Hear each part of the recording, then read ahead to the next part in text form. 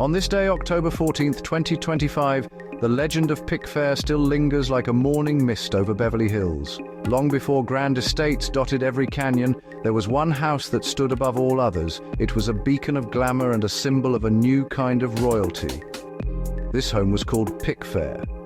It was not just a mansion made of wood and stone. It was the heart of early Hollywood. Its parties were legendary events. Its guest list included the most famous names in the world: Charlie Chaplin, Albert Einstein, Amelia Earhart.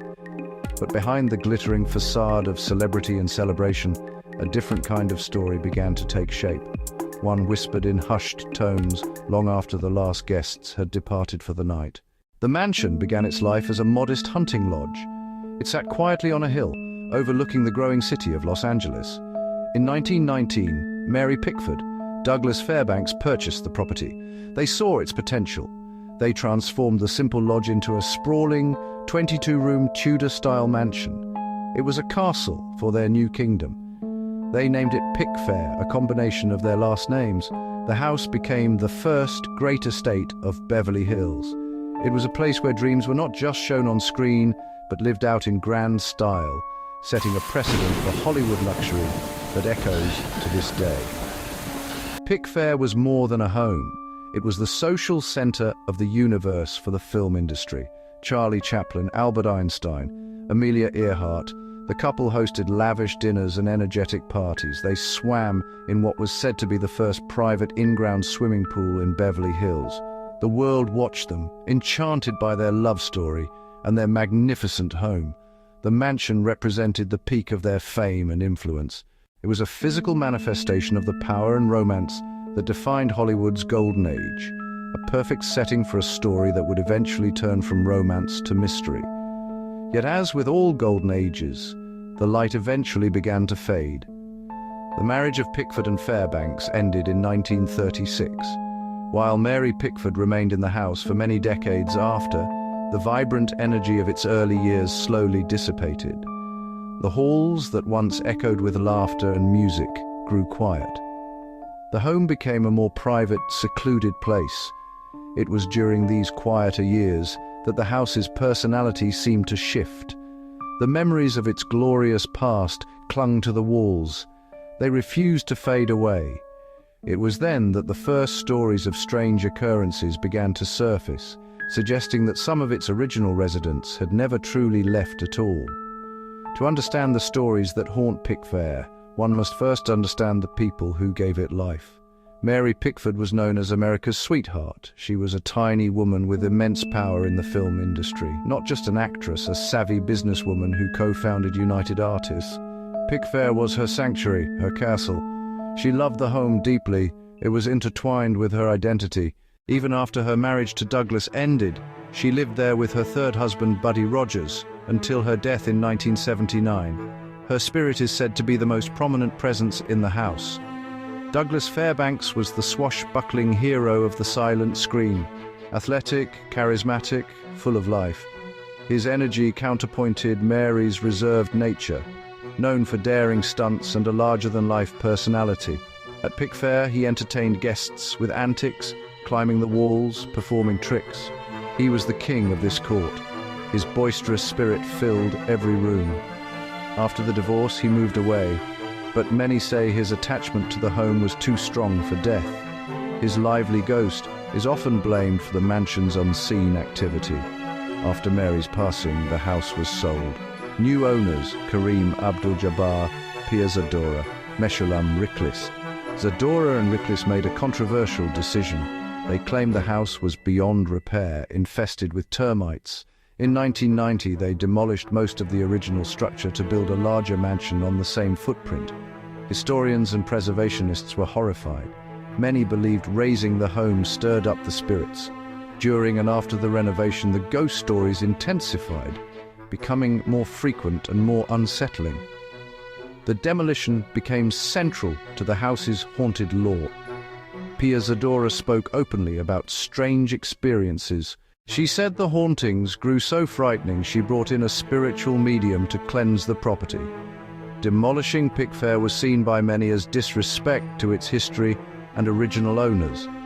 That perceived desecration, some say, angered the spirits. It turned gentle, lingering memories into active, sometimes frightening paranormal phenomena, as if the ghosts were protesting the destruction of their beloved home. The ghost stories of Pickfair are varied, but many revolve around the gentle, lingering presence of Mary Pickford. Numerous visitors, staff members, later residents reported feeling a distinct feminine energy in certain rooms, particularly in her old bedroom. They described a feeling of being watched, not menacing, more like a curious, sometimes sad observer. The scent of a floral perfume, believed to be Mary's favorite, would suddenly fill a closed room with no discernible source. These tales paint a spirit still attached to her home, quietly moving through spaces she once cherished. One persistent legend involves a white, shimmering gown from one of her films. A contractor in the 1990s reported seeing an apparition, a small woman in a flowing bygone gown, searching for something hazy and translucent. He watched, frozen, as she drifted across the attic, then vanished. Douglas Fairbanks is said to appear too, in a livelier way. People hear faint, disembodied footsteps, sometimes quick and energetic, sudden cold spots, a man at the top of the grand staircase, surveying his domain, and gone when seen. Pia Zadora also said she and her children saw a spectral woman, believed to be a mistress who died in the house. Zadora described a face materializing in a window, its expression one of torment. This spirit seemed angry, blamed for unexplained noises and objects moving on their own. The most frequently reported is the woman in white, a separate entity from Mary, seen by housekeepers and night staff. She moves silently, never speaks, often late at night in the quietest parts of the house, fading when approached. Witnesses describe a profound unease and sadness. Another tale, faint piano music drifting from an empty room, a melody from the 1920s, a ghostly echo of the jazz age, barely audible, seeming to come from the very walls, a residual memory playing on a loop. Portraits found tilted, windows mysteriously open, small personal items missing, then reappearing in another room days later, more mischievous than malicious, a living house with unseen inhabitants. Mary Pickford's mother, Charlotte, reportedly passed away in a specific rocking chair. After her death, the chair would rock on its own, in a room without drafts or vibrations. It was moved to different rooms, yet occasionally continued, as if her spirit remained attached to that final resting place. Those are the tales. Section 5. Echoes in the emptiness. Of course, for every ghostly tale, there is a rational explanation waiting in the wings.